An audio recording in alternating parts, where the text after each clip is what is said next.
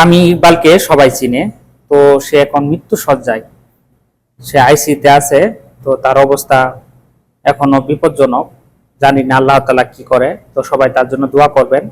তো সে ক্রিকেট খেলতে গেছে, সে টস করছে, টস করার পরে তাই সে তো ওপেনিং ব্যাটিং তো নামবে, এর মুহূর্তেই তার বুকে ব্যথা ওঠে। তো আম্পায়ারকে বলে যে আমার বুকে ব্যথা, আমি তো খেলতে পারবো না, এই বলে সে পড়ে যায়। তো সাথে সাথে হসপিটালে নিয়ে আসে।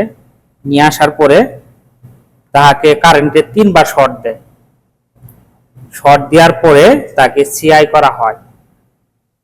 তারপরে তারও মানে জ্ঞান, মানুষের যে নারী, যেটা আমরা নারী বলি, সেটা চলে কি না সেটা ডাক্তার টেস্ট করছে, যে না, বন্ধ হয়ে গেছে, কোনোভাবে মানে আসতেছে না। তখন তাকে কি করছে, কারেন্টে শর্ট দিছে 3 বার। 3 বার দেওয়ার পরে তার জ্ঞানটা কিছুটা হলো ফিরছে, কিছু কথা বলছে। এখন বর্তমান অবস্থা খুবই শোচনীয়। জানি না আল্লাহ তাআলা সবাই তাকে, তার জন্য দোয়া করবেন যেন সে আবারও সুস্থ হয়ে আমাদের মাঝে আসতে পারে। তো এইদিকে আবার সাকিবের জন্মদিন, আজই জন্মদিন, আবার এইদিকে তামিম মৃত্যু সজ্জায়। তো আল্লাহ তাআলা কাকে কখন সুস্থ রাখে কেউ বলতে পারে না, কেউ সুস্থ হয়ে পড়বে কেউ বলতে পারে না। সবকিছু উপরে আল্লাহর হাতে। মৃত্যু, রিজিক, জন্ম, এগুলো সব মানে আল্লাহর হাতে।